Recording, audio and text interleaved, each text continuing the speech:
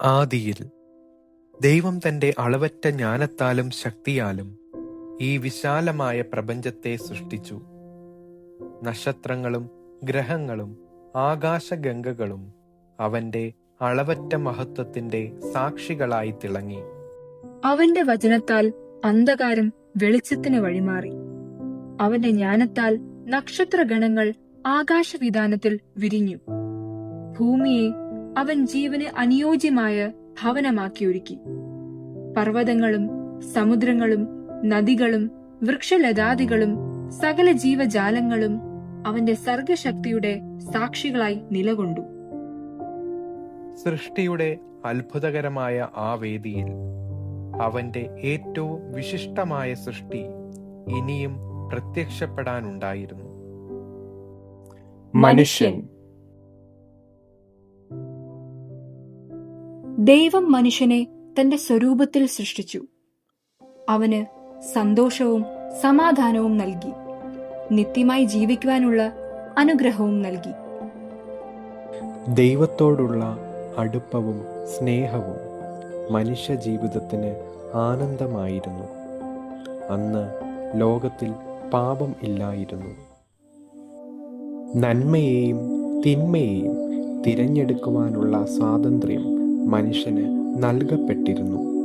എന്നാൽ മനുഷ്യൻ ദൈവത്തിന്റെ നിയമം ലംഘിച്ചു. അനുസരണക്കേട് മനുഷ്യനെ ദൈവത്തിൽ നിന്ന് അകറ്റി. ദൈവവുമായി ഉണ്ടായിരുന്ന ആ മനോഹരമായ ബന്ധം തകർന്നു. അത് വിശ്വാസത്തിന്റെ തകർച്ചയായിരുന്നു. പാപം ലോകത്തിലേക്ക് കടന്നു വന്നു. പാപത്തിൽ വീണുപോയ മനുഷ്യനെ തേടി ശിക്ഷ വന്നു. അതിനുശേഷം മനുഷ്യൻ അനുഭവിക്കേണ്ടി വന്നത് വേദനയും ഭയവും കണ്ണീരും മരണവുമായിരുന്നു. ആദ്യ മനുഷ്യനായ ആദാമിലൂടെ പാപം മനുഷ്യവർഗത്തിലേക്ക് പടർന്നു. നൂറ്റാണ്ടുകൾ കടന്നുപോയി. സാമ്രാജ്യങ്ങൾ ഉയർന്നു. പിന്നെ ചരിത്രത്തിന്റെ താളുകളിൽ മറഞ്ഞുപോയി. സംസ്കാരങ്ങൾ വളർന്നു. ലോകത്തെ രൂപപ്പെടുത്തി. വിജ്ഞാനം വികസിച്ചു. മനുഷ്യൻ പുതിയ ഉയരങ്ങൾ കീഴടക്കി. എന്നാൽ മനുഷ്യന് പാപത്തിൽ നിന്ന് സ്വയം മോചിതനാവാൻ കഴിഞ്ഞില്ല. വേദനയും കണ്ണീരും രോഗവും മരണവും മനുഷ്യജീവിതത്തിന്റെ ഭാഗമായി. ഓരോ കല്ലറയും ഒരു സത്യം ഓർമ്മിപ്പിക്കുന്നു. മനുഷ്യൻ വീണ്ടെടുപ്പ് ആവശ്യമായ അവസ്ഥയിലാണ്. മനുഷ്യൻ ദൈവത്തിൽ നിന്ന് അകന്നപ്പോൾ പോലും ദൈവം മനുഷ്യനെ ഉപേക്ഷിച്ചില്ല. മനുഷ്യനെ രക്ഷിക്കുവാനുള്ള ഒരു മഹത്തായ പദ്ധതി അവൻ ഒരുക്കിയിരുന്നു. ദൈവം അബ്രഹാമിനോട് ഒരു വാഗ്ദത്തം ചെയ്തു. നിന്റെ സന്തതി മുഖാന്തരം ഭൂമിയിലുള്ള സകല ജാതികളും അനുഗ്രഹിക്കപ്പെടും. ഇത് ഒരു സാധാരണ വാഗ്ദത്തമായിരുന്നില്ല. വീണുപോയ മനുഷ്യരാശിക്ക് ദൈവം നൽകിയ രക്ഷയുടെ വാഗ്ദത്തമായിരുന്നു. സമയമായപ്പോൾ ദൈവം തൻ്റെ ഏകജാതനായ പുത്രനെ ലോകത്തിലേക്ക് അയച്ചു. യേശുക്രിസ്തു മനുഷ്യനായി ഈ ഭൂമിയിൽ വന്നു. അവൻ സ്നേഹിക്കാൻ പഠിപ്പിച്ചു. നിരാശയുടെ നടുവിൽ പ്രത്യാശ പകർന്നു. ദൈവത്തിലേക്കുള്ള വഴി മനുഷ്യർക്ക് കാണിച്ചു കൊടുത്തു. എന്നാൽ അവൻ വന്നതിൻ്റെ ഏറ്റവും മഹത്തായ ഉദ്ദേശ്യം ഇനിയും നിവർത്തിയാകുവാനുണ്ടായിരുന്നു. മനുഷ്യന്റെ പാപമോചനത്തിനായി ഒരു വീണ്ടെടുപ്പ് വില നൽകേണ്ടതുണ്ടായിരുന്നു. ആ വില മനുഷ്യന് സ്വയം നൽകുവാൻ കഴിയുമായിരുന്നില്ല. അതുകൊണ്ട് ക്രിസ്തു എല്ലാവർക്കും വേണ്ടി തൻ്റെ ജീവൻ സമർപ്പിച്ചു. ക്രൂശിൽ അവൻ തന്നെ ഒരു വീണ്ടെടുപ്പ് വിലയായി അർപ്പിച്ചു. അത് പരാജയത്തിന്റെ നിമിഷമല്ലായിരുന്നു.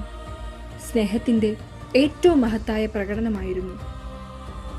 നാം പാപികൾ ആയിരിക്കുമ്പോൾ തന്നെ ക്രിസ്തു നമുക്കായി മരിച്ചു. ദൈവത്തിൻ്റെ സ്നേഹം അവിടെ വെളിപ്പെട്ടു. വീണ്ടെടുപ്പ് വില എന്നത് നഷ്ടപ്പെട്ടതിനെ തിരികെ നേടുന്നതിനായി നൽകുന്ന വിലയാണ്. ആദാമിൻ്റെ അനുസരണക്കേടിനാൽ മനുഷ്യന് നഷ്ടപ്പെട്ടത് ജീവനും ജീവാവകാശവുമായിരുന്നു. അതിന് തുല്യമായൊരു വില ആവശ്യമായി വന്നു. ഒരു മനുഷ്യന്റെ അനുസരണക്കേടിനാൽ പാപം വന്നതുപോലെ മറ്റൊരു മനുഷ്യന്റെ പൂർണ്ണ അനുസരണത്തിലൂടെ രക്ഷയും വന്നു. ആ വില യേശു തൻ്റെ ജീവൻ ഒരു യാഗമായി തീർത്തതിലൂടെ നൽകി. ആദാം നഷ്ടപ്പെടുത്തിയതെല്ലാം ക്രിസ്തുവിൻ്റെ മറുവില യാഗത്തിലൂടെ വീണ്ടെടുക്കപ്പെട്ടു. എന്നാൽ അവൻ്റെ കഥ ക്രൂശീകരണത്തോടെ അവസാനിച്ചില്ല. ക്രിസ്തു മരണത്തെ ജയിച്ച് ഉയർത്തെഴുന്നേറ്റു. പുനരുത്ഥാനം ഒരു അത്ഭുതം മാത്രമല്ല, അത് രക്ഷയുടെ ഉറപ്പാണ്. മരണം അവസാന വാക്കല്ല. ഞാൻ തന്നെ പുനരുത്ഥാനവും ജീവനും ആകുന്നു. ക്രിസ്തുവിൻ്റെ ഉയർത്തെഴുന്നേൽപ്പ് മനുഷ്യരാശിക്ക് പുതിയ പ്രത്യാശ നൽകി. ആദാമിൽ എല്ലാവരും മരിക്കുന്നുവെങ്കിലും ക്രിസ്തുവിൽ എല്ലാവർക്കും ജീവന്റെ പ്രത്യാശയുണ്ട്. ദൈവം തന്റെ പുത്രനെ അയച്ചത് ലോകത്തെ വിധിപ്പാനല്ല, ലോകം അവൻ മുഖാന്തരം രക്ഷിക്കപ്പെടാനാണ്. ഒരു മനുഷ്യൻ ഏത് രാജ്യക്കാരനായാലും, ഏത് ഭാഷ സംസാരിക്കുന്നവനായാലും, ഏത് മതവിശ്വാസം പുലർത്തുന്നവനായാലും ഈ പ്രത്യാശയുടെ വാതിൽ എല്ലാവർക്കുമായി തുറന്നിരിക്കുന്നു. ബൈബിൾ അവതരിപ്പിക്കുന്ന ഈ പ്രത്യാശ ഒരു ആഹ്വാനമാണ്. നിരാശയ്ക്ക് പകരം പ്രത്യാശയെ കാണുവാനും, വേർപിരിയലിനപ്പുറം പുനഃസമാഗമത്തെ പ്രത്യാശയോടെ കാത്തിരിക്കുവാനും, മരണത്തിനപ്പുറം ജീവിതത്തെക്കുറിച്ച് ചിന്തിക്കുവാനും സാധിക്കുന്നു. ക്രിസ്തുവിന്റെ ജീവിതവും അവന്റെ ബലിയും അവന്റെ പുനരുത്ഥാനവും മനുഷ്യരാശിക്ക് നിത്യജീവനിലേക്കുള്ള വഴി തുറന്നുകൊടുത്തു. ഇതാണ് ദൈവത്തിൻ്റെ മഹത്തായ രക്ഷാകര പദ്ധതി. ഇതാണ് മനുഷ്യരാശിയുടെ പ്രത്യാശ. ഇതാണ് രക്ഷ. The salvation